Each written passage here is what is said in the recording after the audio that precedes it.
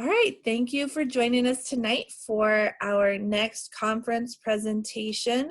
We are joined tonight by Jade Presnell, and Jade is a behavior consultant with Insights Consulting, and she's going to be talking to us about skill building across the lifespan. Before we get started, I did want to thank our sponsors, About Special Kids, Family Voices Indiana, and Mass Mutual Midwest, and also Shepherd's College. Our highlight sponsor this evening is Mass Mutual Midwest and Mr. Gordon Holmes. If you'd like to know more about what Gordon has to offer, he did do a webinar for DSI a couple of years ago, and it's available at the YouTube link at the bottom. You can also find that YouTube link on our website if you go to www.dsindiana.org and look under the webinar tab. Make sure you visit our virtual exhibit hall after the conference session. We've got some really great exhibitors, and a lot of them have actually done short videos, things that like telling you about their organization, things that you would normally get from them at a typical exhibit type interaction. So check those folks out. Got a lot of great organizations. And with that, I'm going to go ahead and hand things over to Jade, and you may start sharing, ma'am. Wonderful. Do that first. Oh, I did forget to mention, Jade, while you're sharing, if you guys have questions, we're still a fairly small group, but if you have questions, you are welcome to type those in the chat box, and then I will keep an eye on that and make sure that I get those brought to Jade's attention. And then at the end, if you have more specific questions, we can talk to her in a little bit more detail towards the end. So thank you. Very wonderful. Can everyone see my screen? Okay, perfect. Well, thank you so much, Stephanie, for having me. I'm really excited to be here. I'm really grateful for this opportunity to be with you all tonight. I know that there are probably many parents and caregivers here with us, and so I know how valuable your time is. So thank you for being here. I wanted to tell you a little bit about myself just to start. Sorry, I'm trying to navigate this.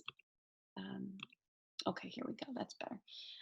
A little bit about myself to start. So I'm a licensed social worker. I do currently work as a behavior consultant. My educational background, I have a master's in psychology and a master's in social work, and I'm currently working on getting my PhD in social work. And my goal for that is to work on helping shift more evidence-based practice in disability services and supports, and also to help find ways to make communities more inclusive of persons with disabilities. And so that's really my primary goal for going back to school again.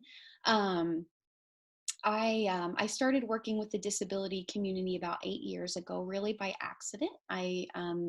I got a job working as an outpatient therapist with a community mental health center that worked with individuals who were dually diagnosed with an intellectual or developmental disability and also a mental health condition. So that really kind of started my journey towards supporting the disability community. And I just really fell in love with everyone that I met. And now in 2015, I took a job as a behavior consultant.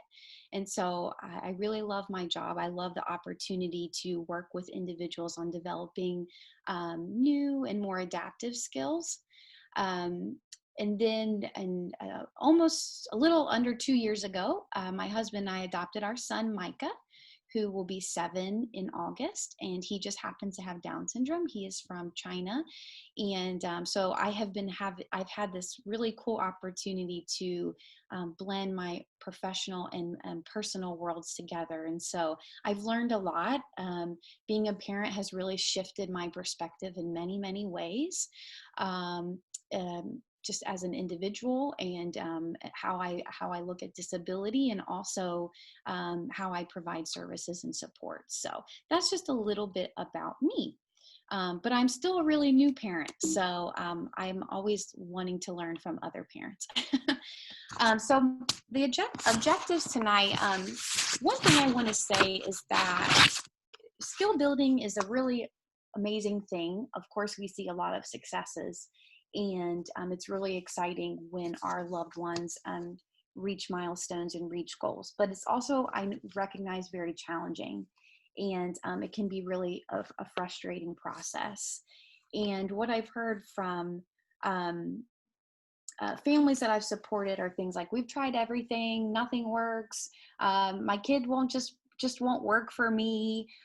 We've given up. And then on the flip side, from providers, I've heard, families don't follow our recommendations, and they're giving up too quickly. And so I've heard it from both sides. And so my hope, though, tonight is that you will leave this talk feeling feeling motivated and feeling encouraged, because I think there are a lot of aspects to take into consideration when we're looking at skill building. Whether we're often talking about our children, whether it's a child or an adult child, I think there are a lot of different aspects, and I think there are a lot of creative ways that we can help our loved ones develop skills across the lifespan. And so my hope is that you will leave feeling recharged and empowered about the role that you can play in supporting your loved one with skill building, or as a provider in supporting families and helping their loved ones facilitate skill building. So some of our objectives tonight are really just to understand, why is skill building so important? What are some barriers to effective skill building? I do think it's important to point out what the research says about how individuals with Down syndrome typically learn best, how you can become an effective skills trainer or coach, and then also, what are some strategies or tools that you can use to help your child learn new skills? And I love this quote, little by little, one travels far, because I really do think oftentimes that is what skill building looks like. It's just this little bit of progress over time, and then you look back and you realize, wow, we've really come a long way. One thing that I want to point out, and I'm sure there are definitely varying viewpoints on this, but this is something that I do feel strongly about, and understanding disability as diversity. And so I feel that our culture has really pathologized disability in many, many ways. We have really for centuries focused on fixing disability. And I think it's important to consider disability as just a natural extension of the diversity spectrum, and just a normal part of the human condition. And why I think that's so important is because when we look at disability as diversity, we can really focus on providing accommodations, and also optimizing learning, versus really focusing on limitations and barriers, and what needs to be better and what we need to fix and things like that. And so I think it helps shift the narrative to focusing on what people can do versus what they can't do. And so I like to point that out when I talk about disability. So why is skill building so important? Why is it valuable? I know in the context of this presentation, we're really focusing a lot on independence. And of course, skill building helps to foster independence. But I also think it's important for a lot of other reasons that tend to kind of get pushed to the side. This is my son, Micah. Of course, I had to put at least one picture of him in the presentation. But when I think about Micah's future, and when I think about what I want for his future, I think most of us as parents really want our children to grow up to be happy, productive, competent adults. And that's really what I want for my son. And when I consider skill building in this context, I see how incredibly valuable it is. For example, it helps to foster self-efficacy. And self-efficacy is really believing in ourselves, believing that we can accomplish what we set out to accomplish. It helps to foster self-sufficiency. And so that's similar to independence. I think independence, we often use them interchangeably. The way that I consider independence is that it's just desire to be your own person, And then self-sufficiency is really being competent in all of the areas of what it means to be independent. I think skill building helps us it improves our self-esteem. We feel good about ourselves when we learn new skills and we master new skills. It helps us with social problem solving. It helps us develop more adaptive behavior. And I also think that it helps with our self-determination. And I'm sorry, I have notes, so sometimes they might get a little bit loud, so my apologies.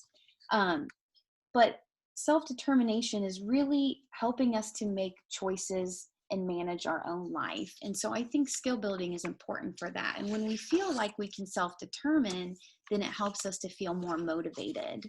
And all in all, skill building helps us to have a good quality of life. And I don't think this is specific just to persons with disabilities, I think, or persons with Down syndrome. I think this is really applicable to all of us. Another point that I want to make, and I think oftentimes for parents, this is a difficult thing to talk about and a difficult thing to acknowledge. I think for me, not so much, because I knew much of this before I became a parent, because I became a parent intentionally. And so I think that I kind of knew what the landscape looked like for many adults with disabilities, but I think some parents aren't as aware. And I think it's important that we kind of understand the socioeconomic outcomes for many individuals with disabilities, so that way we can keep these in mind and they can help us to stay motivated to ensure that our kids are adequately prepared for the future. And so you can kind of read through these, but we know that nearly 85% of adults with intellectual disabilities are unemployed. We know that less than 50% of adults with intellectual disabilities graduate from high school. We know that nearly 1 in 3 people with disabilities live in poverty. And then there's a piece about transitions. And so we know that many children with disabilities have fewer opportunities for post-secondary education and training. And so that transition after high school can be a really big challenge. And there is research to show that young adults with disabilities often report really high levels of loneliness after they graduate. And that makes sense to me in many ways. You go from this really structured environment that's very social, and you have everything laid out for you. And if there's really not a solid transition plan in place, that can really kind of leave individuals feeling overwhelmed and families feeling overwhelmed. And then we know that what I've seen often as a provider is that individuals have lived with their families. Individuals with disabilities have lived with their families for their whole life, and then there's a loss of a primary caregiver, and there's a transition that prompts a transition into often supported living. And this can be really incredibly challenging when you've had a parent or a family member care for you. And so I think skill building is really important because it can help change the trajectory for many individuals with Down syndrome. And it can also help with these transitions tremendously when we give people skills when we give our kids skills to be more self-sufficient. I also kind of want to make the point, since I'm a provider, that maybe for those of you who have middle schoolers or high schoolers and you're thinking about your child's future, I think among the disability community, we hear a lot about different services and supports and what's available for people. And, there are a lot of different programs. And if you have an idea in your mind of what these programs look like, but haven't visited them or haven't seen them, I would encourage you to go and do that. Because what you maybe see on a website or what you hear by word of mouth might not necessarily align with kind of what you see and what your expectations are of what a day program would look like, or what a supportive employment program would look like. So that's just something I kind of wanted to plug when I had the opportunity to do that. So when we talk about skill building, who can learn new skills? Um, the answer to that would be everyone. Um, every single individual is capable of learning new skills at any point in their life. And um, as we age, the rate of change in the brain, which is commonly referred to as neuroplasticity, it declines, but it doesn't come to a halt. So what we know is that new neurons can appear in certain parts of the brain up until the day that we die. And so while we naturally see some changes with memory and attention as we age, we are still capable of learning new things, improving skills, and creating new memories. And so I think oftentimes when we talk about skill building, we really talk about in the context of kids and young children. And that's great, but I also like to acknowledge that anyone at any point in the lifespan is capable of learning a new skill, and is capable of improving existing skills. Um, and related to that, I wanted to say that in some instances, I do think we shift from learning new skills to maintaining skills. I think that is the reality of aging sometimes, and that's the reality of different health conditions.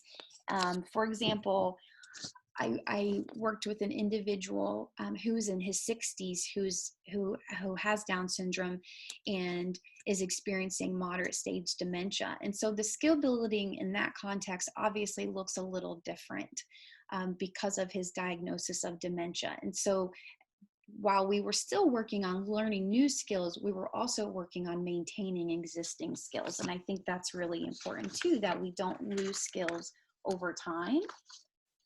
And so this might apply to individuals with different health conditions and things like that. But I just want to make the point that we can all learn new skills at any point. And so the silly graphic is basically saying that we can still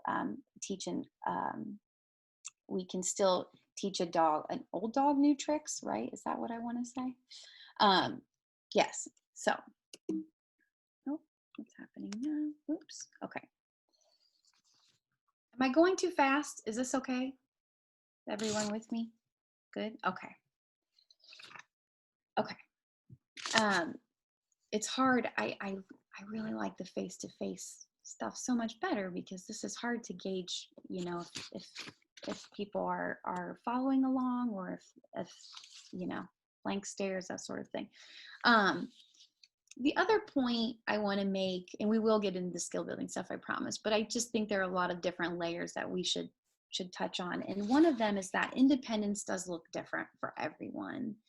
And so I think it's important to understand and to articulate what are the goals that are most important for your child, and think about those goals and articulate those goals, and to think long term. I think it's really easy to get caught up in the day-to-day stuff, and I think that's okay. But when we're thinking about what we want our future to look like for our loved one, we should really be thinking long term, and what are the steps that we will need to take to get there. And I think that's why the life course framework in the waiver world is such a great tool. But I also want to stress the importance that, maybe for some people, independence looks like living independently. And for some people, it might not look like living independently. I think as a culture, we've placed a lot of emphasis on being independent, but the reality is that we all rely on one another, and that we all have a degree of interdependence that is essential to our well-being. So we rely on our friends and family and neighbors to help us. And so this goal of just being completely independent is probably not really realistic, because none of us are truly completely independent. We all rely on one another. And different cultures place varying levels of value on independence. And I think that's important because, for example, I worked with a family, and I think oftentimes as providers, it's easy to come in and say, okay, this guy is 17, and the goal is being independent. So either living independently or living in supported living. And then once I learned more about the family and their culture and their own values, what I realized was that really wasn't the goal. The goal was for him to live with a family member um, for the remainder of his life, and there was a really clear plan of those individuals that would be there, ready and willing. And of course, my hope is that would work out. And I think it's always good to plan for the potential of that not working out, because you never know what could happen. But culturally, that is what made sense for this family. And so for me to come as a provider and work towards something different, that's really counterproductive. And so I think it's really important for us as families to communicate with our team what our goals are for independence, and what our priorities are in terms of skill building. And I also think that even if um, the goal is not to necessarily be living independently, even if the goal is to always live with a close family member or a caregiver, there are many, many ways that you can still work towards independence in that setting. And so I think that's really important. For example, cooking meals and learning to do laundry and spending time in the community, all of those things can happen whether someone lives independently, in supported living, or with a family member. I just want to avoid making assumptions about what independence looks like for each person, because it will be different. So one thing I want to ask you to do is to think about a time when you had to learn a new skill, and to think about kind of how you felt about learning that new skill. Maybe some of you can remember learning to tie your shoes. I certainly can't remember that. But maybe learning to drive, or learning to send a letter to a friend, or learning how to use technology, studying for an exam, or planning a trip. But there are so many different aspects to learning and to learning a new skill. And I want you to think about how you felt. And were you confident? Were you nervous? Were you scared? Were you anxious? Were you excited? Were you worried? And I want you to keep this in mind as you support your own loved ones in learning new skills, that it can be very scary. It can be really intimidating and overwhelming to learn new skills. And so I don't want you to forget kind of the humanness part of skill building, and how important that is, that we have to be gentle with ourselves and to be gentle with our children, and take breaks when we need them, and just remember that there's a lot of emotion that can come into this as well. And I think that's an important point to remember. So barriers to skill building. I think that there can be a lot of barriers to learning new skills for anyone, but I think particularly for individuals with disabilities, and more specifically individuals with Down syndrome, that there can be some barriers, both for the individual and for the coach, or the teacher, or the family member. And one of them is giving up too soon. And this is something that I see a lot as a provider, and I felt it as a parent myself. I've heard many times, I've tried everything and nothing works. And I'm sure I've said it internally myself as a mom, that I've tried everything and nothing works. And the reality is, oftentimes you haven't tried everything. And so when I hear that from families, or from providers who are teaching, coaching on skills, I usually have a lot of questions to follow up with that statement. How long did you try it for? What time of the day did you try to work on the skill? In what setting or environment did you work on it? What tools did you use? How did you use the tools? What time of I think I said, what time of day did you try? Because that can really make a difference as well. But there are a lot of follow-up questions to that. And it's easy to often kind of convince ourselves that we've tried everything. And maybe there are a few circumstances where people have literally tried everything. But I think most of the time, we haven't tried everything. And even if we've tried certain things, there are ways that we can adapt them or tweak them to make them maybe more effective. And so I encourage families not to give up too soon. In trying something once and it not working, trying it twice, I would say there needs to be many, many, many attempts to try to work on new skills before giving up. The other thing is just limited internal resources for us, I think, as coaches and caregivers, but also for the individual. We think about things like fatigue and stress and burnout. Um, and so, your learner will be sensitive to your emotional state. So I don't try to work on skill building with my son when I've had a bad day or I'm exhausted, because it just doesn't work. And it creates issues. And I really set the tone for what that session, that skills training session, will look like. And so I encourage you to kind of do your own assessment of yourself before you get in to try to start working on different skills. Because if you're tired or you're grouchy, maybe that's not a good time. And if your learner is hungry or tired or grouchy, maybe that's not a good time either.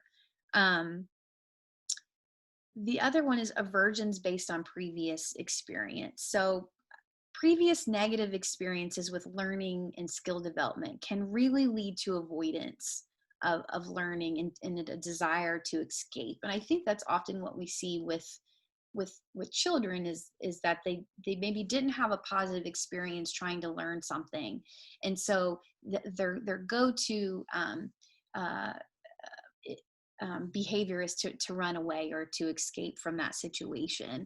And so I think it's important to kind of keep that in mind, to understand, what has been tried in the past and what has learning this skill looked like in the past. So that way we can try to kind of minimize some of that maybe discomfort or aversion around learning.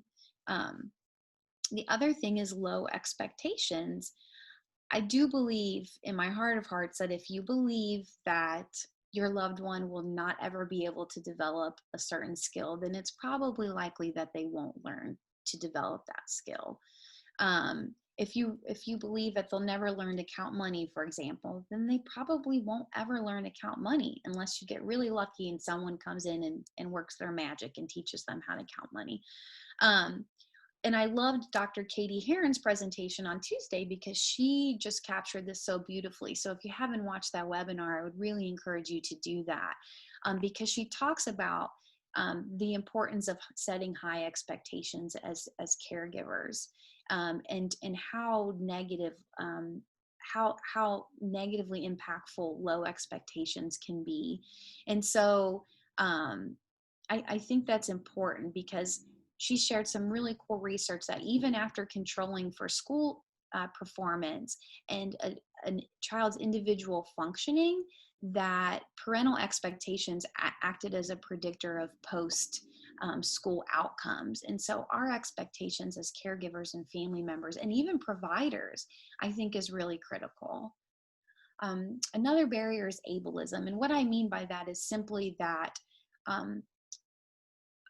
society has often kind of put caps on what individuals with disabilities are capable of doing, and this in turn limits their opportunities to develop a skill. And so personally as a parent, I struggle more with what others believe my child can't do, versus my own feelings about what my child can or can't do. And so I think that we need to make sure that we expose people to lots of different training opportunities to give them the opportunity to develop that skill, because if we don't, it's likely that they won't ever develop it. And so that's where our advocacy has to be put on, and we have to really advocate for these different opportunities. And then another barrier is assumptions. And so making assumptions based on an individual's age or their IQ or their quote functioning level, all of those things can get in the way of effective skills training. And I think it's important to point that out. I think labels they simply don't tell us what people are capable of. And there's a beautiful documentary called Intelligent Lives that Down Syndrome Indiana streamed, and I loved that documentary because it really talked about all of the limitations that come in when we consider what people are capable of, for example, based on their IQ. And so I don't think we should ever make assumptions. I think we should believe that all of our learners are capable. Um, I think another barrier is rushing, trying to teach someone to pack their lunch or to use the toilet independently or to tie their shoes when you're rushing out the door to get to an appointment or to get to work is probably not a good time. And I bring that up because I've fallen victim to that myself as a parent. So, we're trying to work on my son learning to zipper his jacket. Well, I'm running late. And so I'm trying to encourage him to zip his jacket independently and coach him through it and use all the verbal prompts and things like that. But I'm also freaking out because I need to get him to school on time. So rushing can really interfere. So when you're thinking about those daily living skills, I encourage you to really make sure that you have a lot of time to work on those skills and that you're not trying to do it in the context of rushing. And then one point I want to make is the parental role, and I'm sure this could elicit a lot of emotion in many of us as parents. But I think there are few things that are as special as being a parent of a child with a disability. I think for our love, what I've seen, which has been the most amazing part of this journey, is just how fierce a parent's love is for their child. And I admire that so much.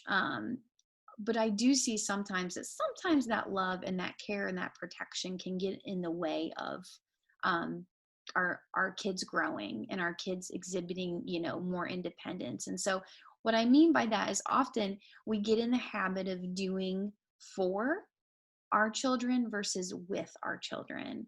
And I would encourage you to kind of think about that when you're doing all of your caregiver duties. Are you doing for or are you doing with?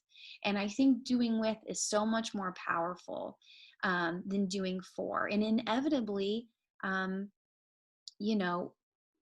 at some point, we as parents, not all of us will be here. And so the more that we can do with instead of for, the more that we can help our kids develop some of those skills that will help them to be more independent.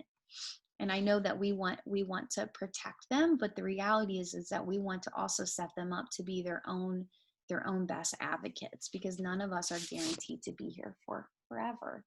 And then interfering behavior. I think that's probably one of the most common barriers to skill building, and that's something that we'll talk a little bit more about. So some of kind of the prerequisites to effective skills training, and I won't go through these too much in depth, but some of kind of the conditions that I think should really be met in order to effectively train on different skills. And they really tie into, I think, they kind of go hand in hand with some of the barriers. But the relationship is key. And I learned that. I knew that as a provider, but I didn't really know how powerful that was until I became a parent. And probably for parents, this might not be as relevant. I don't know if there are providers with us or not, but the relationship is absolutely critical. Without a relationship, I don't really think you have your skill building doesn't have any kind of like teeth, I think. You have to have that relationship. So one of the things that I always do when I first start working and supporting folks is work on just developing rapport and work on developing a relationship. And so that's something too to consider for your child. I'm sure many of you are working as a part of teams or receive services via the waiver. And so really look at the relationships that your loved one has with the people that they're working with, because that relationship is foundational. And what we see is that it can be a really powerful mechanism for positive change. I think as parents, we kind of just have that naturally develops. So I also want to remind you that don't let your frustration with skill building get in the way of your relationship with your child, because I think that can be really detrimental. Um, and so that's something I wanted to point out. I also wanted to point out, we talked about high expectations already. I think it's important that we believe our children are capable. But also, skills training really is not super effective if we're working with somebody who's really emotionally dysregulated. So if your child is really upset, um, or they're in the middle of an outburst, that's probably not the best time to work on skills, even if it's, hey, we've been working on coping skills for weeks and weeks and weeks, and now there's an outburst and we're going to try to work on it right now. I would say focus on de-escalating first, and then you can focus on coping skills. But I think that's just an important point to make. And that is kind of the same with making sure that medical needs are met and physical needs are met and sensory needs are met. There are a lot of underlying health conditions that can create barriers for learning, and that can also create behavioral issues. And this is something that I didn't really know much about until I became a parent, but things like thyroid issues and vitamin deficiencies and underlying infections or illness, all of those things can create behavioral challenges, which then interfere with an individual's ability to learn. And of course, that goes along with the sensory piece. So my son is a sensory seeker. He's constantly seeking out movement. And so we've really been trying to work on creating a sensory diet for him, because that can really interfere with his learning. It's very difficult for him to sit still and attend. And so as we meet his sensory needs better, then there are more opportunities to optimize his learning. Presuming competence, I think you've probably heard that a lot, that we presume that our learners are capable. And then the other piece is making sure that the environment is conducive to learning. So trying to learn in an environment that's really chaotic and there's a lot going on can make it really difficult for individuals to attend and kind of block out some of that external stimuli. And so creating a nice space in your home to work on skill building can be a really beneficial thing. And you can start there, and then you can work on translating it into other settings and other environments. But that also goes for the same with the tools that you're using. You know, tools with a lot of visual clutter and things like that can be really distracting and hard to process. And so minimizing distractions is really important. And then having some basic knowledge of positive behavior support principles, I think, can be a really powerful tool for us. Okay. And so here are some basic principles of positive behavior support. And I won't go in them too in depth, but I think I'm sure many of you work with behavior consultants. But I think it's really important that as caregivers that we know some of these basic principles, because I have learned they have been really helpful for me as a parent when working with my son. And of course, as a provider, they've been really helpful. And they help, you know, like I said, I think behavioral challenges, things like aggression, flopping to the floor, avoidance, yelling, all of those different things can really get in the way of learning new skills. And so when we have some knowledge of positive behavior support, I think we can just be better equipped to deal with some of those behaviors. And I think the foundation of positive behavior support is that every behavior has a purpose. It's not quite as simple as that, but I think that's a good place to start, that oftentimes behaviors are communicating some unmet need. So maybe the person is telling you that this is hard. I don't like this. I don't understand this. You're not listening to me. I feel frustrated. So maybe they don't verbalize it, or maybe they don't communicate it in whatever communication mechanism they use, but their behavior is indicative of that. And so really trying to be thoughtful on how we look at behaviors is really important. Now, I think there are instances when behaviors are not necessarily communicating something because they are the byproduct of an underlying medical condition or physical condition. And so I think that should always be ruled out. Um, but typically, all of us, when we engage in a behavior, there's a purpose behind it. There's a reason why we do that. And so thinking kind of critically about the behaviors that you're seeing and maybe trying to think about what function they serve will be really powerful. And obviously, if you work with a behavior consultant, I'm sure that many of you have already had these conversations and done this. But if you haven't, I would encourage you to do that. Um, Another piece of positive behavior support is just recognizing the impact of the environment in shaping behavior. And the environment includes us and our responses to behavior and sometimes our reactions. So there's a difference between, reacting and responding. And I think that's the beauty of David Stein's book, which I've read over and over and over again, and I still find new information in it. And I still am reminded, oh, I'm doing that all wrong. I need to do it differently. But recognizing that we are a part of that environment and the way that we respond to behaviors shapes whether they continue or they extinguish. The least restrictive approach is always used first as a part of behavior support. And what that means is um, we try not to implement a lot of consequences and taking things away and limiting privileges and restrictions and things until we've really exhausted all other avenues. I do want to point out that I think natural consequences are a beautiful teacher. I think sometimes as parents, it's hard to let our children learn via natural consequences, but they are great teachers. So for example, if I get angry and I throw my phone on the ground and I break my phone, the natural consequence of that is that I don't have a phone. So those kinds of natural consequences, I think, can be really powerful teachers and really powerful motivators for changing behavior. And so you can kind of consider that.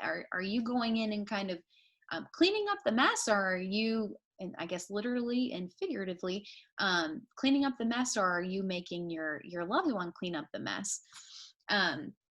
The other part is naturally we should be reinforcing positive behaviors and ignoring or not reinforcing negative behaviors. So we really want to reinforce what we want to see. The other thing is prioritizing teaching more adaptive positive behaviors. I think that's really important. And that's often what I do as a behavior consultant, and what I work with families on is that, if there's a negative behavior that's getting in the way of learning, then we need to work on finding a replacement behavior that's going to serve the same function as whatever that negative behavior is serving, but it will be more adaptive and more positive. So for example, if a child with maybe limited communication skills keeps pushing their friends to get their attention, well, obviously the function of that is attention. They want to engage. So then we learn more positive ways to engage. So maybe you tap on their shoulder and you sign play. For example, if you have an adult who maybe calls or texts their friends really excessively to their point where their friends are getting frustrated, then maybe a replacement behavior could be writing their friend a letter, or working on, coloring a card for them or something. If that's kind of their goal is to be connected with their friends, but they're maybe overwhelming their friends. So finding replacement behaviors, I think, is really, really critical. And then, of course, positive behavior support naturally aligns with person-centered values. And so it should really be supporting self-determination and choice-making and things like that. So what skills do we need to have a good life? And I wanted to just include this because I think it's important to point out, oftentimes, especially if you have school-age children, we really get into this mindset of academic skills are the end-all be-all of everything. And I just want to encourage you that to think more broadly about what skills are really important for all of us to have a good life. And they extend beyond academic skills. So I am not a teacher. I have no business being a teacher. But I do work on a lot of social emotional skill building. And I think that is a really important part of of just being able to interact with people and to live a good life. So I work on things like healthy communication and self-expression with the folks that I support, self-regulation, making healthy choices and good decisions, things like that. I think those are all really important. And so we can get caught up a lot, like I said, if we have school age kids, on reading, writing, and math. And I, those are great and those are important and they're absolutely needed, but there are also a lot of other skills that I think um, children and adults without disabilities tend to kind of learn maybe naturally as they observe their environment and things like that. But with our kids, we often have to be much more intentional about helping them learn these social emotional skills. So how are you feeling? I don't know, when's the last time that you've asked your loved one how are they feeling, and they've been able to identify a feeling other than good, or bad. And so I think those are the skills like emotional identification and things like that that are really important to being able to live a good life. And so those will be some of the examples that I'll share. I won't go too much into this. It's 7:45, but I think having a good understanding of how individuals with Down syndrome typically learn best is something that's been really powerful tool in my toolbox as both a provider and a parent. Of course, every individual is different, and more specifically, every individual with Down syndrome is different. And so there's no one way to learn. All of us learn differently. But I think the David Stein book has a great chapter on what the research tells us about brain differences in individuals with Down syndrome and how we can really help them optimize their learning. And so when we capitalize on some of the strengths of how they learn, I think that's really important. So we know that a lot of research shows that folks with Down syndrome tend to be stronger visual rather than verbal learners. So that means we can implement a lot of visual aids and visual supports to help facilitate their learning. We also know that they typically have strong social emotional radars, and so they're very sensitive to the emotional responses of others, and that can work in our favor, and it can also be a barrier to learning. So making sure that you have an awareness of your own a body language and your own emotional expression, because that can be really positive and reinforcing, but it can also maybe reinforce some of the things that you don't want to see as well. That's something I've had to really work on a lot as a parent. We know that there's some delays in processing speed, so our kids tend to have to work harder to pay attention, to focus, retain information. So making sure that your skill building is going at the right pace, that you're meeting your learner where they are. Mental fatigue obviously comes with that, so lots and lots of breaks. Maybe it's not realistic to sit down and work for 20 minutes. Maybe it's realistic to start working 5 minutes and taking a movement break for a minute, and then trying to kind of work up from there. Executive functioning skills. And so those are basically the skills, the brain skills that are responsible for planning, organizing, following a sequence of tasks, controlling impulses, kind of knowing what we've done and what we have left to do to accomplish a goal. And so these executive functioning skills are often challenged in individuals with Down syndrome. And so what that means is that we can provide a lot of external supports to help improve that executive functioning. Now it's neat because we know that the brain, those areas can continue to develop into young adulthood. So that's really exciting. But also we know that we can include things like a lot of verbal prompts, visual prompts, and things like that to help our learners stay on task. And then one issue is motivation. And I do truly believe that everybody is motivated to learn.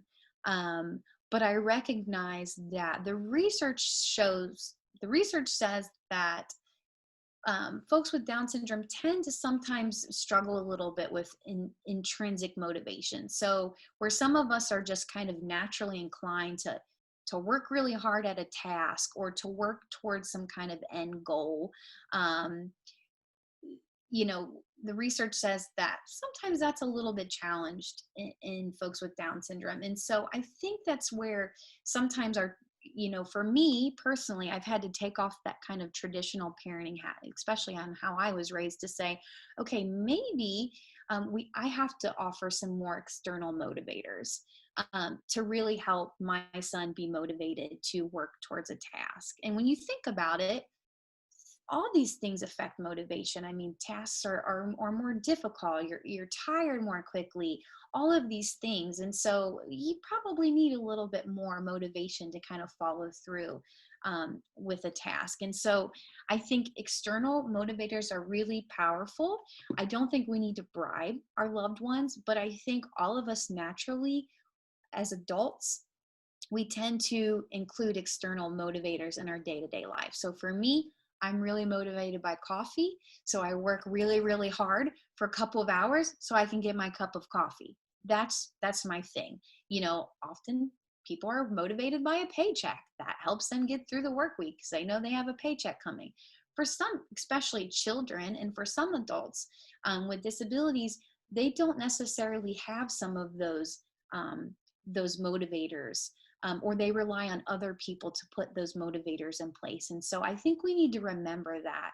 And that's really important, that it's not about bribing our loved ones, but it's really about helping them stay motivated and finding creative ways to help them stay motivated. And then, of course, challenges with memory. Transferring information into long-term memory can be a challenge. And so repetition. I think I can't say enough about repetition. And what has been really cool to see as a parent, that some things that just the things that my son has learned simply through repetition, kind of going through the same routine on a regular basis. And he started to learn certain skills just by virtue of having done them over and over and over again. And then the value of routine. So I think most of us like routine. Maybe there are a few outliers of people who are okay with a really unstructured life, but I think most of us value routine. It's predictable. We know what to expect. And so routine helps with information processing, and it helps to minimize anxiety. And so I think that's really, really critical, that we try to build in good routines for our kids. So how can we be an effective coach? There are a lot of different characteristics of an effective coach.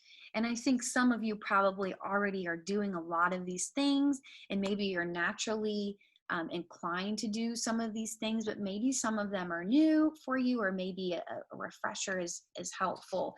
But I think the number one thing is meeting your learner where they are developmentally. When you're introducing a new skill, I think it's important to just really kind of have a good idea of where your loved one is, or where your child is, their baseline. So if you introduce something that's just way too far advanced developmentally, it's really unlikely that they're going to be successful in learning it. So think about things, when I talk about where they are developmentally, think about things like, of course, literacy. When I work with folks, that's something I always ask is, can they read or write, or what's their level of literacy? Because that's really important, especially when you're implementing different tools and things like that. What is their attention span? How long can they focus on a task? What does their executive functioning look like? Can they follow a sequence of tasks? Can they consider future consequences? So if I do this, this might happen. All of those things are really important. Think about the way they think. Are they more of a concrete thinker, or they think more abstractly? So all of those things are really important. Unfortunately, I'm not an expert on developmental psychology, but I think those are some of the basics, and I'm sure there are probably some neat resources out there too to kind of talk about you know, the developmental stages that we go through as we age, and things like that, that might be relevant. But I think that's important. Also, to be effective, we learn through trial and errors. Very unlikely that we'll get it right the first time. And so when you're trying to introduce a new skill or work on a skill, know that there's a lot of trial and error involved. I don't know how many times I've worked with families and we've tried something and it just flat out hasn't worked. And that's okay. So now we know that doesn't work. So let's move on to the next thing and give the next thing a try. And that's, I think, just a part of learning naturally. Being persistent, I think that's a hard thing sometimes, to be persistent. And I think it's important to expect some regression. Learning really isn't linear. But I think for our loved ones, learning is very often not linear at all. And so I wouldn't say we should normalize regression, because I think we should always be thinking critically of maybe why someone had a skill and maybe now they don't, or why they were really competent in that area and now they're struggling. I think it's important to be critical about that. But I also think it's important to just expect that it happens. When you don't use skills, you lose them. And so that's really important. Is this a skill that they're using regularly, or is this a skill that maybe they use once or twice a month when they're out in the community? And so kind of expect that some regression will happen, and that maybe learning won't happen in a linear fashion. I think as an effective coach, we want to make sure that our skills are generalizable. And so what that means is, if you're working at home on a skill, and that skill should be one that translates to school, then we want to work on making sure that that skill is generalizable. And so this is especially true for providers. And I think as parents, you've probably heard from maybe providers, well, they do great with that in the session with me. Well, then why are they not doing great with that outside of the session? And so trying to figure out how can we make those skills transfer to different settings and different environments is really critical. Because it's great if they can use their coping skills with their therapist, but if they can't use their coping skills at home, there's really not much of a point of the coping skills. So we need to work on that, and to make sure that we're thinking about that. Of course, reinforcing the positive behaviors, and I already mentioned that, and that has been a shift for me in how I communicate with my son. So, for example, instead of saying, stop stomping your feet, I say quiet feet. So I think the way that you reinforce the positive, it can be, trying to change your language to focus on what you want to see versus what you don't want to see. I think that's very powerful. Being encouraging, being motivating, engaging. I think that with the research that shows, that our kids have these really strong social emotional radars, I think that's amazing. And oftentimes they're really socially engaging. Not everyone, but oftentimes they are socially engaging. And so using that to your benefit to really try to engage in them in the learning, I think is a really important point. Good self-awareness of your own body language. So what is your tone? What is your attitude?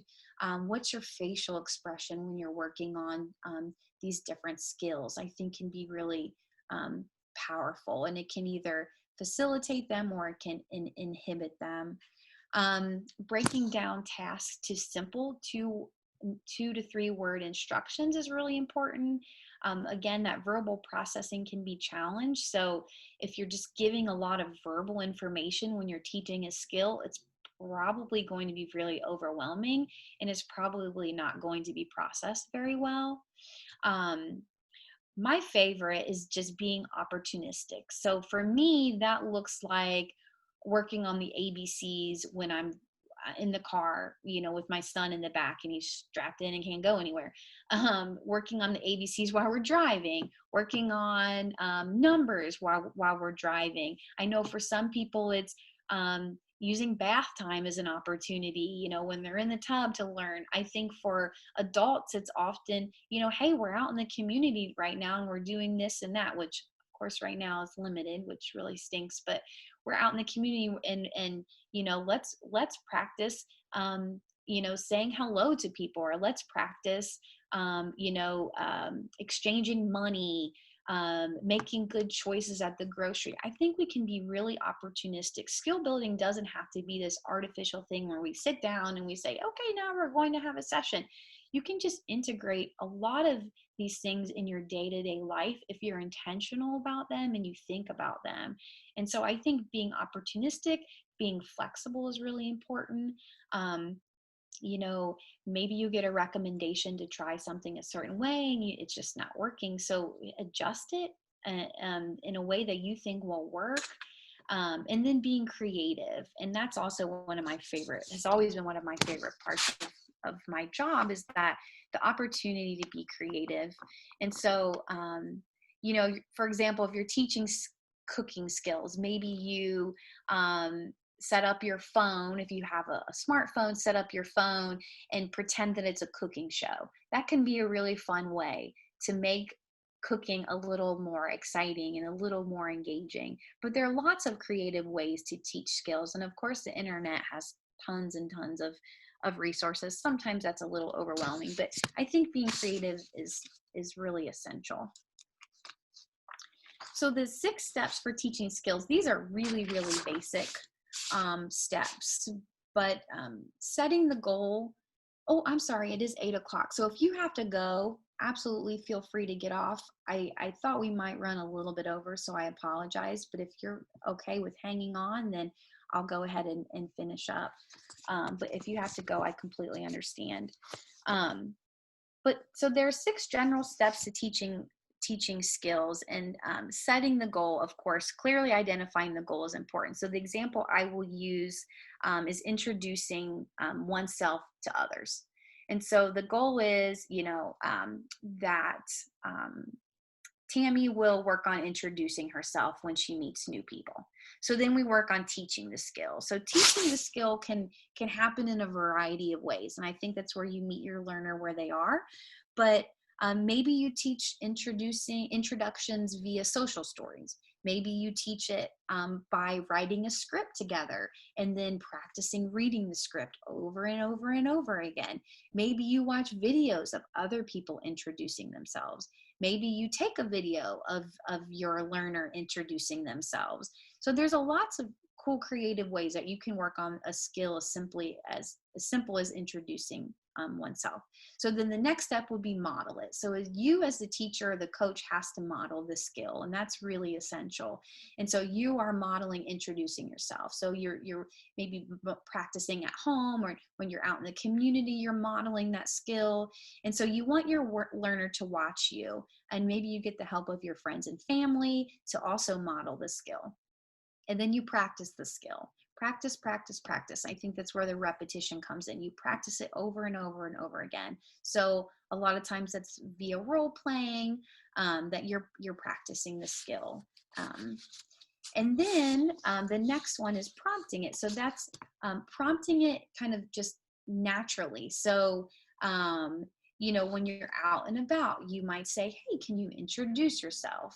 Or how do you introduce yourself to new people? So using those kinds of prompts to get people to get the skill to kind of naturally start occurring in other environments, because that is the goal, right? That they will learn to this individual will learn to introduce themselves when they're out in the community and meet new people. And then, of course, reinforcing the skill. And so using a lot of reinforcement. And that doesn't mean that the skill has to be 100% successful. Even an attempt at initiating the skill should get a lot of praise. And that's where I put the dance party on, because we like to do a lot of dance parties. So, if Micah attempts something that we've been working on, even just the attempt, we just make this big fuss about it and we make a big celebration about it. And I have found that works with everyone, even if they're adults, even older adults. I love it. It makes it exciting and people feel good. And so I think reinforcing the skill, and then also I would probably add revisiting the skill regularly, because if you don't revisit it regularly, it has the potential to kind of get lost. So finally, there are a lot of different tools and strategies you can use for effective skill building. Um, Obviously the internet has tons of tools. I'm sure that you work with providers and they have a lot of tools. So with a topic as general as skill building, it's hard to get in a lot of specifics, but I think here's a list of tools that I have found have been useful with the folks that I support. And I think first and foremost, it's capitalizing on people's strengths and what their interests are. So, I always, when I work with people, I ask them, what do you like? What are you interested in? What are your hobbies? Because a lot of skills, if you can kind of put them in the context of what the person is interested in, it makes them, of course, more interesting. And so there's more engagement. Maybe I'm just thinking of counting, like you can count just, the generic counters, or maybe the child loves dinosaurs. So you count with dinosaurs instead. Or you worked with somebody who loved High School Musical. That was one of their favorite movies. And so we did a lot of skills training, kind of tried to relate it to High School Musical. So there's a lot of ways I think you can kind of incorporate people's interests. And obviously, if this is your child or your loved one, you probably know what captures their attention. So I would say capitalize on that and capitalize on their strengths too. I think when you're working on skill building, it's always good to start with something that they're good at versus starting with something really difficult. So trying to use their strengths to your advantage can be helpful. And then lots of visual aids. Those can come via routine displays, or social stories can also be a form of visual aid. So using a lot of visual aids can be really helpful. Role playing is incredibly powerful. You can teach all day, but if you're not acting it out, what you're wanting to work on, I don't think it will be as effective. Modeling, I think modeling from therapists and from family members is critical. You can model the skill all the time. I think that's something that I do a lot. It takes a lot of intentional work, and some days I really don't feel like modeling certain behaviors, but I do it anyway, because we should be showing our children what we want to see from them. Play and game-based learning, of course, is really important. Making learning fun is incredibly valuable. So making skills training fun. If it's not fun, nobody wants to do it. So finding ways to make it fun is really important. And sometimes you can be creative and modify different games that you already have to work on different skills, things like that. Pairing the undesirable with the desirable. So maybe, this is just my first thought. If you have a skill that you're working on, maybe following a morning routine, and your loved one is not a morning person, or the person you're providing supports for is not a morning person, but they love music. Well, what about pairing the morning routine with music?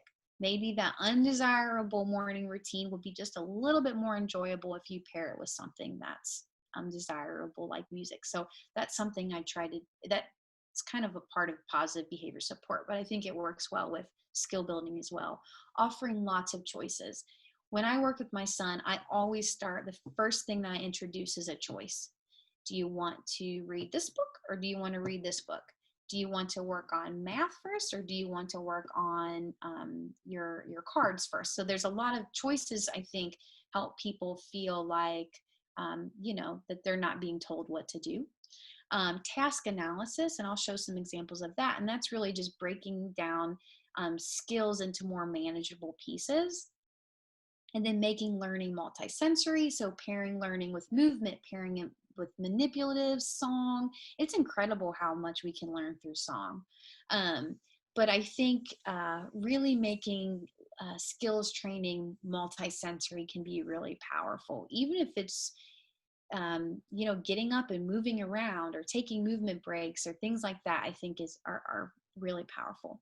Minimizing distractions, I already mentioned that. First then, I think that's that probably a lot of parents already know, but kind of get the thing that they don't want to do out of the way. So first you have to work on math, then we can go outside and play. Or for an adult, First, we're going to work on social skills, and then we're going to talk about, the movie that you saw that you've been dying to tell me about. So kind of getting that stuff that's not really as fun or that they're really not as interested in out of the way.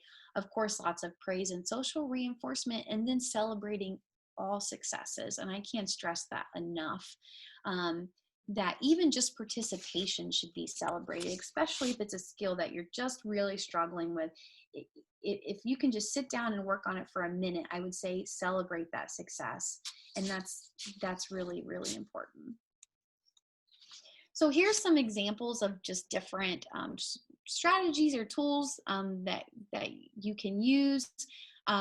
So this is my son working on following a bedtime routine. And so our behavior consultant that we work with created this for him. So this is very individualized to him. And so the cool part about this is that this is basically a sequence of tasks. So our hope is that we are integrating this into his bedtime routine because that's already a time of the day when we had a set routine. But our hope is that eventually we can use this same kind of task sequence for other activities. So maybe at school, in the morning, he could have a routine like this, and he could go through the steps of the routine. So this is a good example of a visual routine.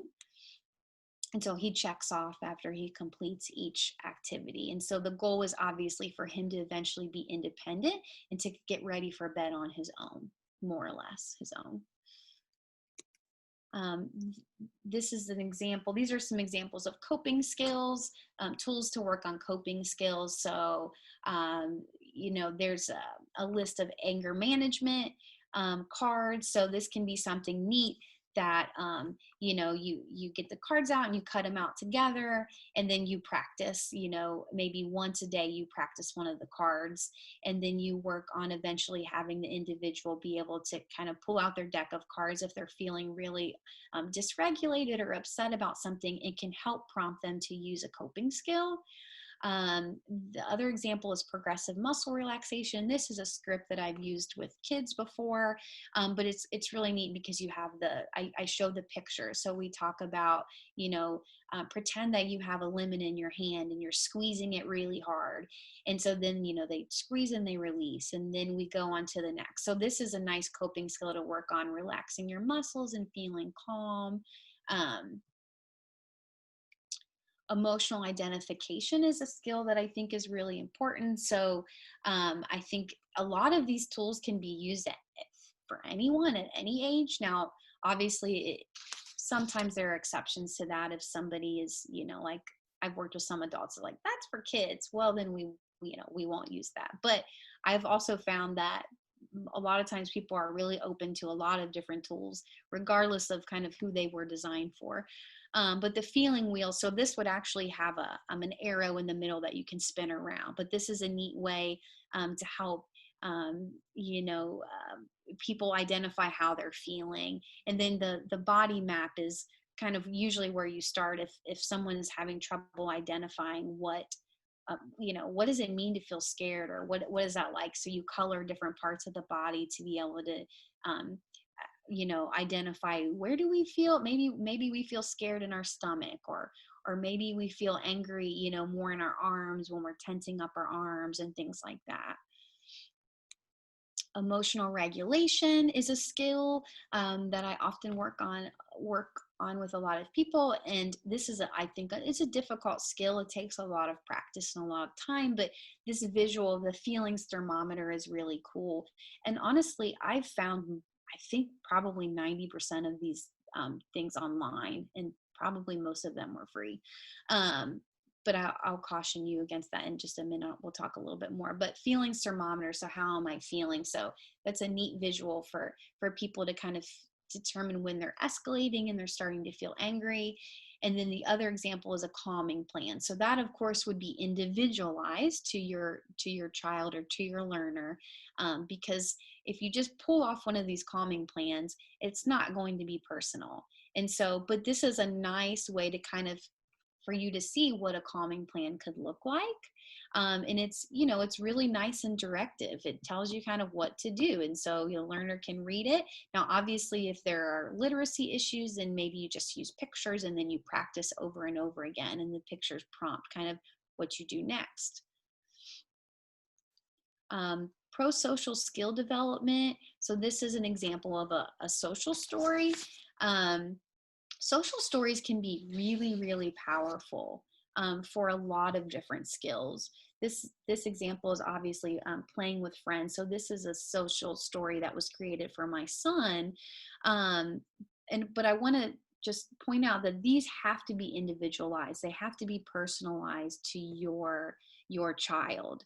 But the amazing thing about social stories is that once you read them so many times, they help individuals develop an internal script that they can use to work their way through a social situation.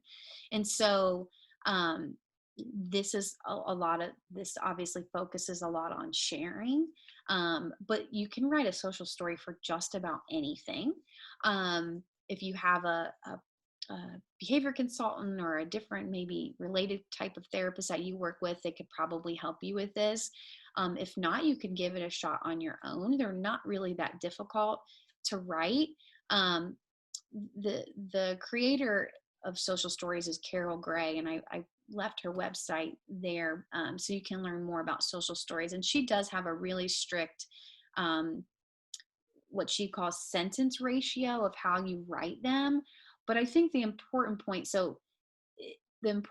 to make is that social stories shouldn't just be, you don't do this, you don't take things from kids, you don't not share. If you just keep focusing on what you don't want the person to do, that will not end up being effective social story. So what you really do is you give some directive sentences like, having fun means taking turns. So that's a directive sentence, directing the person to take turns. And then you use more descriptive sentences. So the next one would be, when we use words to ask our friends to share, this helps us have fun too. So that's a descriptive sentence. So there should be a good balance of directive sentences and descriptive sentences.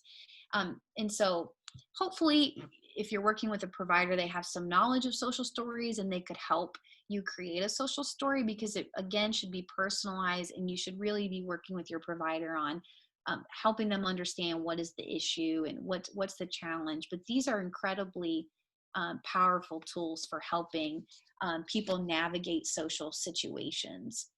They've often been used in the context of individuals with autism, but they work for a lot of people. Daily living skills. So this is an example of a task analysis. So I think so many of us do things so automatically that we don't recognize that a lot of these skills have a lot of specific pieces to them. And so a task analysis breaks down, for example, brushing your teeth, to very specific skills that you can follow.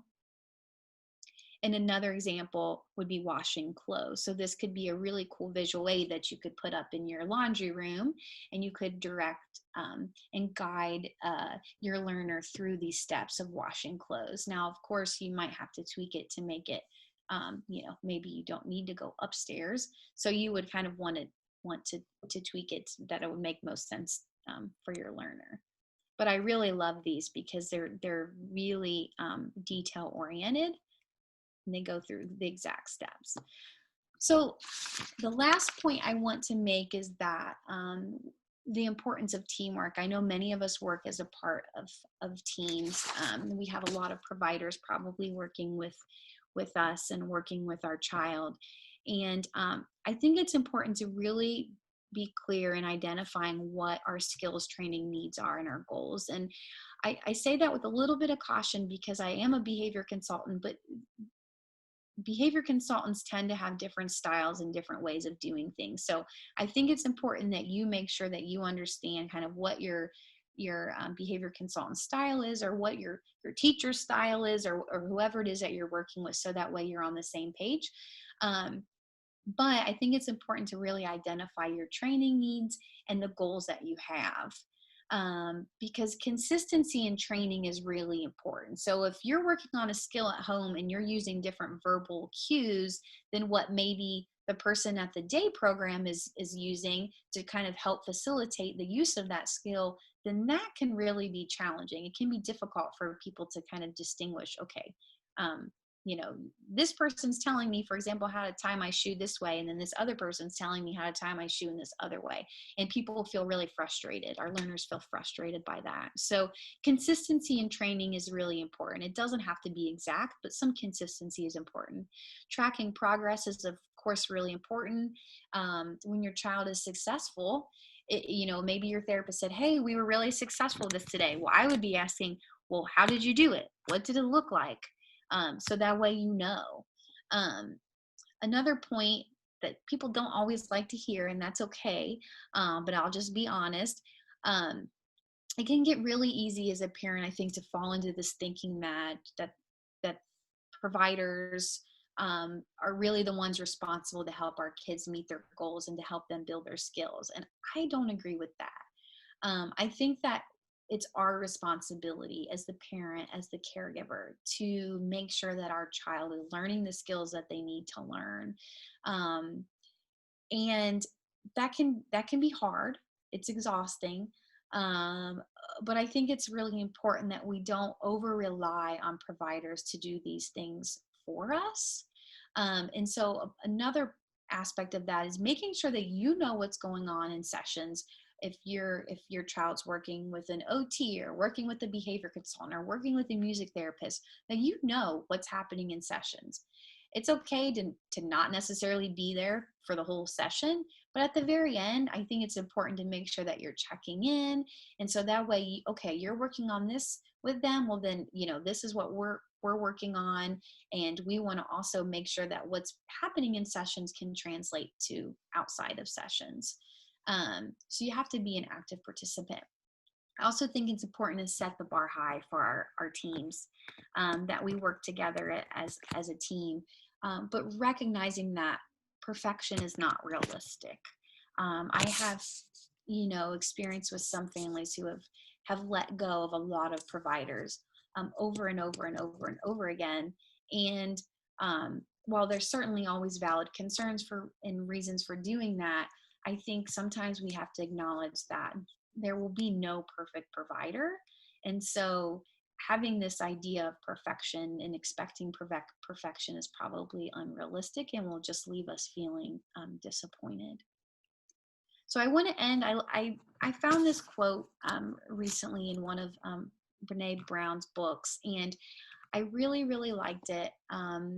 It says, when you are in the middle of a story, it isn't a story at all, but only a confusion, a dark roaring, a blindness, a wreckage of shattered glass and splintered wood, like a house in a whirlwind, or else a boat crushed by the icebergs or swept over the rapids, and all aboard powerless to stop it.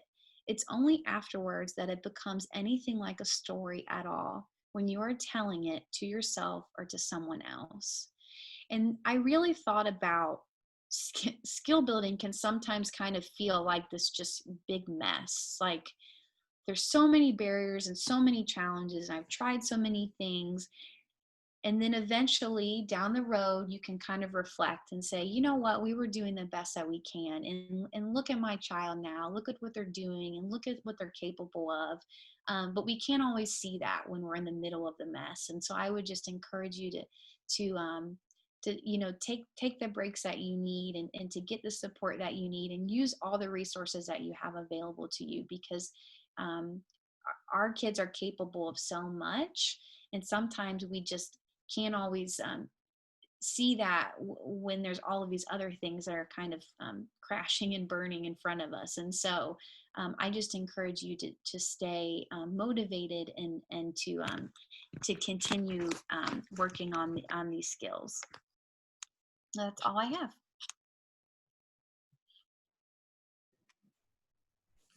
Thanks, Jade. That was awesome. Does anybody have any questions that they want to ask of Jade? You are welcome to unmute yourself and and ask away, or if it is something of a more personal nature and you'd like to reach out to her directly, we can get you her contact information.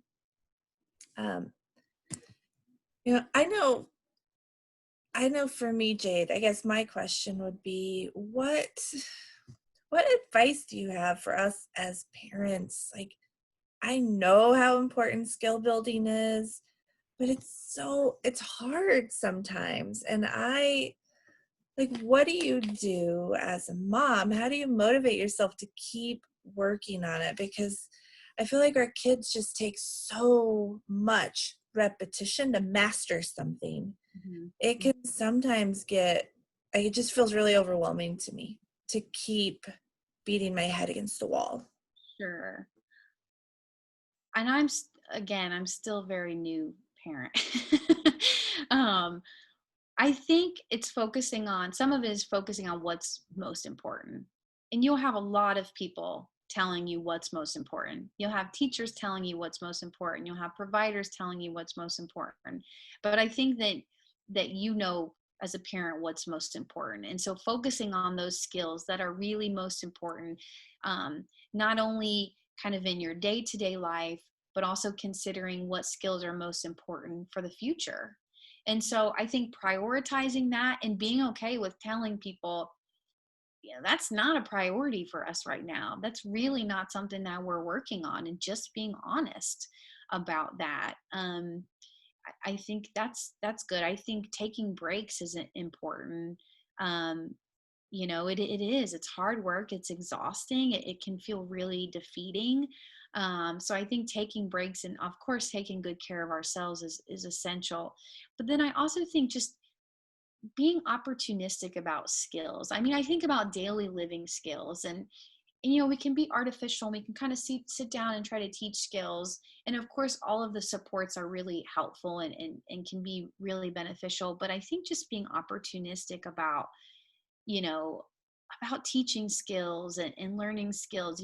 If cooking is something you want to work on, make it fun, and try to be engaging and make it fun. But I think being opportunistic and creative can be really, really important.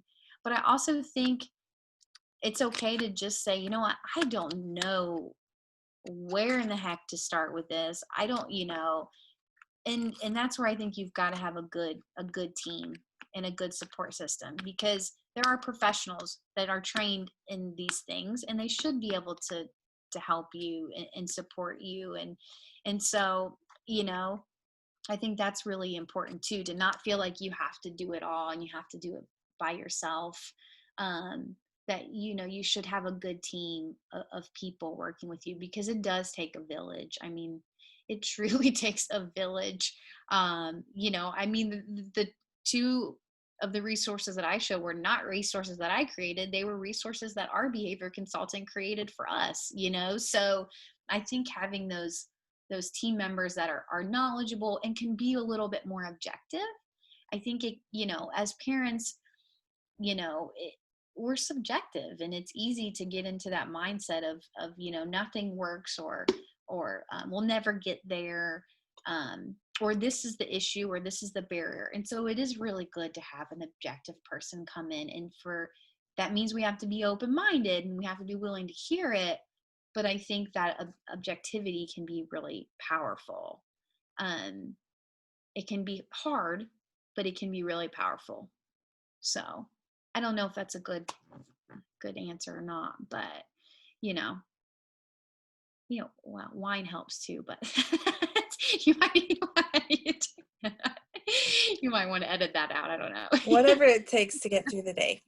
I have a comment that I'd like to make. My son has Down syndrome, and he's 33.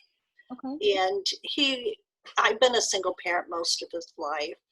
So, and I have two other children who are older. So I've really had my hands full. He really wasn't interested in cooking after high school. And he had leukemia for 3.5 years. It was chemo, and it was hard. And I just kind of let it go and assumed that wasn't going to happen. But what has happened over the last few years is he's seen me do a lot of things in the kitchen, and he helps me a lot. And especially, I think the coronavirus has reinforced a lot of things because it's only him and me, you know. And so he has mimicked a lot of the things that I do, and he knows how. He has gained so many skills, and we've been in an apartment for 6 years together, and he has gained so many skills here over the time. And he can turn off, you know, he can turn off the microwave. He can do a lot of things in the kitchen he didn't before, and he also is involved in all the aspects of washing, laundry, and that's something he's been okay with doing. But he just, as the years go by, he does more and more and more. And so one of the things I thought many times during your presentation, and I really, really appreciated you taking time to share that. Thank you. Knowledge with us. I worked with a psychologist for many years when Josh was young. So I had a lot of the same input. And you just have to hang in there and just keep going day to day. And over a period of time, if you keep doing that, you'll be amazed. The priorities you have and the things that you really want to have happen, it just kind of guide your life that way, and it happens. It's just It's wonderful. Yeah, thank you for sharing that. I think that's just a great example of just perseverance, but also just not underestimating who's watching and that our children, whether they're children or adult children, are watching us and they're learning from us. And that can be good or bad depending on how we're behaving, but you know, he's watched you engage in those tasks and those activities, and he's learned simply by observing, which I think is one of the strengths that many people with Down syndrome possess, is that they can learn through observation. So that's a really great example. Thank you for sharing that. And just not giving up, you know, and I think it's letting go is okay, because sometimes we do need to let go and just kind of walk away for a little while if we've tried different things, but then recognizing still that there's still the potential, you know, and the ability is there. And so what a great example of that. Thank you for sharing that. You're welcome. All right. Well, if there are no other questions, Jade, thank you. This is a really great presentation. I really appreciate all your knowledge. And thank you. Thanks for sticking with me. I did not anticipate we would be here this long. So, so thank you so much. It's a lot of info to cover. So thank you, and thank you everyone for attending. Thanks so much.